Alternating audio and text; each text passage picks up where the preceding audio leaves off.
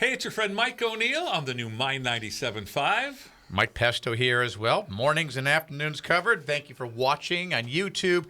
Please do, if you haven't yet, follow us on YouTube. We mentioned this last week as well. Facebook, too, so that way every time we go Facebook Live with some things that we do every once in a while, you'll get notifications, like you got the notification with Honor Flight. We'll do some more of those, too. With Money Monday, we go Facebook Live every week. Bulk of the time I want to spend on something that I covered this morning with the dirt, so we'll get to that in a second. But a little lighthearted before we start. You don't wear ball caps very often. I'm just one of those guys that always looks like a dork with a hat on, at least in my mind. And so I don't want to look in the mirror and go, dork. So you do have one, though. You'll wear it on occasion?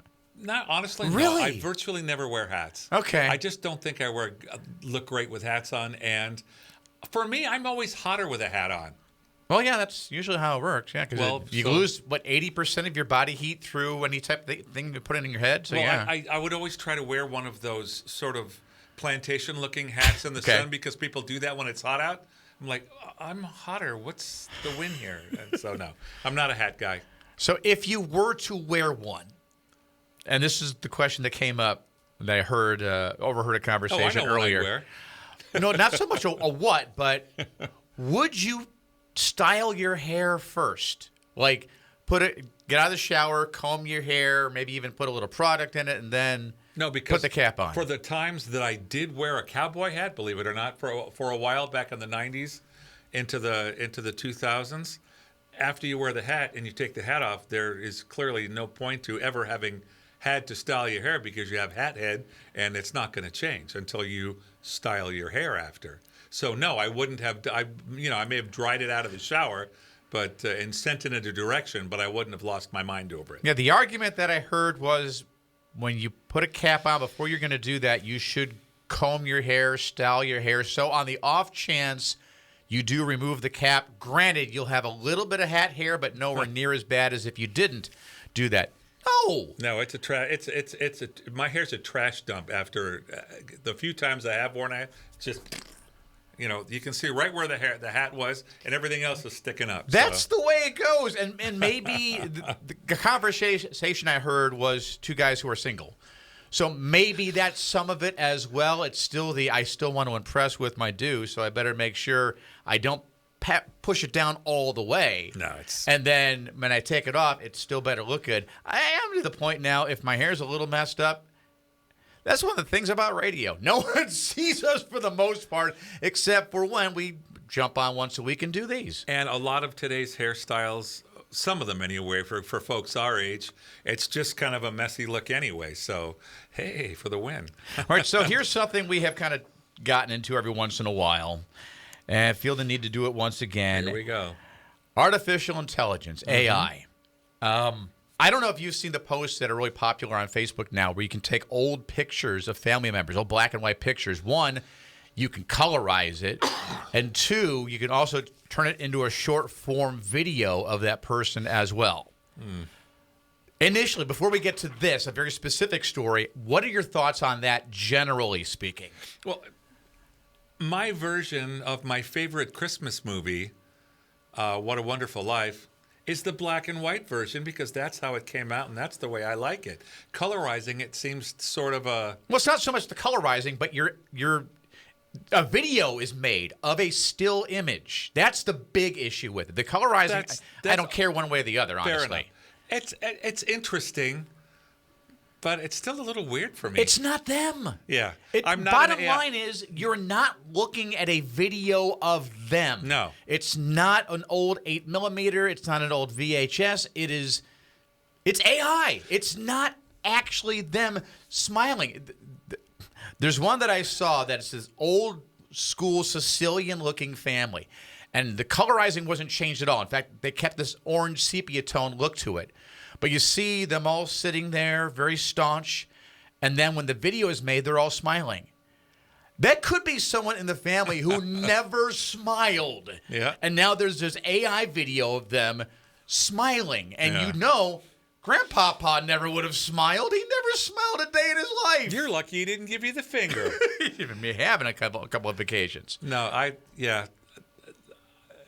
I'm not a big fan, and especially of so much of what you see on social media right now. There's so many phony tragedy videos. Yeah. Hey, this just happened, and it's like an A-bomb going off, in Fresno or something. It's like, yay, you can do that. What's the win here? You're up. Why are you trying to upset somebody like that? Yeah, there are enough pictures that you have, an old 8mm video or film, whatever, that if it meant that much, you would have that. You don't need to recreate a moment that never actually happened. No, we've got the memories. My father's been gone 15 years now, and I've got the memories, and that's the value. Speaking of those who are gone, Suzanne Summers. Yep.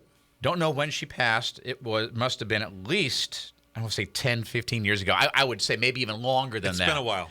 So her husband, Alan Hamill, they had been together for 55 years before her passing. Apparently, I don't know if this was at her request or at least with her blessing, they talked about in her final days, weeks, whatever it was, of creating an AI of her. Before they even was a lot of talk about what AI even was then. And apparently it's made its debut now. And this is a quote from, again, her husband. Obviously, Suzanne was greatly loved, not only by her family, but by millions of people. One of the projects that we have coming up is really an interesting project, the Suzanne AI Twin. So it had the big premiere, and here's what his comment was on it. It was Suzanne. And I asked a few questions of her and got answers, and it blew me away. When you look at the finished one next to real Suzanne, you can't tell the difference. It's amazing. That's her husband saying that after spending 55 years with her, saying he can't tell the difference between real Suzanne and AI Suzanne. Number one, yeah, he can. And number two, after a life well spent and all the memories that he has, why would he want to? Towards what end? What is he going to get out of that? Really? I wouldn't want that. Would be for me the relationship I have with my wife. Were she to pass before me, that would be like an open wound. That wouldn't be, oh, isn't that cuddly and nice? No, it's awful because it's not her and she's gone. And I just don't I don't see the positive value in it. There is no positive value in it. This seems messed in the head to me because kind of Megan-ish. It's no longer a relationship because you can't have a relationship with an inanimate object. Let's be honest. That's what this is, an animatronic AI type whatever. It may sound exactly like her, but it's still not her. You are not engaged with an actual human being. It is a robot, or whatever term you want to give it, AI, whatever it is. It's still just you getting something out of it. That inanimate object gets nothing out of it. Say whatever you want about AI. It can learn, it can this, it can that. It is not a human being. It does not have a soul, and if you want to go there with the conversation. And it never will. And yeah, I just don't get it. If the creation of the Suzanne Summers AI was strictly a fan legacy or just to see if it can be done, that's one thing. But I hope not, I hope Alan doesn't have any other real enjoyment or other use for it, because it just, again, for me, it would be like rubbing salt in a wound. I would not, that wouldn't be positive for me. It's like, God, she's not here, and it looks like she's here, and that'll be awful, kind of, to me. Now, what do you think? Extend the conversation. I agree with you, but this has been done already, I know, with pets. That you have either a clone of a pet of yours. Well, Fluffy's not my wife. But that's why I'm changing the conversation. Again, still there are some that are more attached to their pets than they are to their spouses, or at least other members of their maybe not immediate family. But one thing that my son pointed out a while ago, when we lost two of our dogs, and they reacted much more severely to that loss than they did when my dad passed away. It makes sense because, and my son pointed out, well, we lived with the dogs. We didn't live with Papa. You lived with him at one point. You were much more emotionally connected to him. So It was a perspective for you. losing the pets was much more impactful. Yeah. When it's, in that case, if it's a pet, is that okay with you? To bring back Fluffy as a clone? Whether it be a clone or either a clone or an AI, something that, and they're, now you're getting a little different because a clone actually is a living, breathing creature, whereas an AI, it's not. But for me, that's still creepy. I know it's done and it's been done. Yeah. But for me, that's creepy. I think that that kind of craps on the legacy of the original creature. I have a friend of mine, I will not mention any names, that she always gets the same breed of dog, or at least seems to. In the pictures that I've seen, like one dog will pass and then she'll get another one that looks very similar to the original. I don't know that for me personally, I would even want to do that. We've had Puggles, we've had Shih Tzus, we have, what do we even have now? We have a Terrier mix.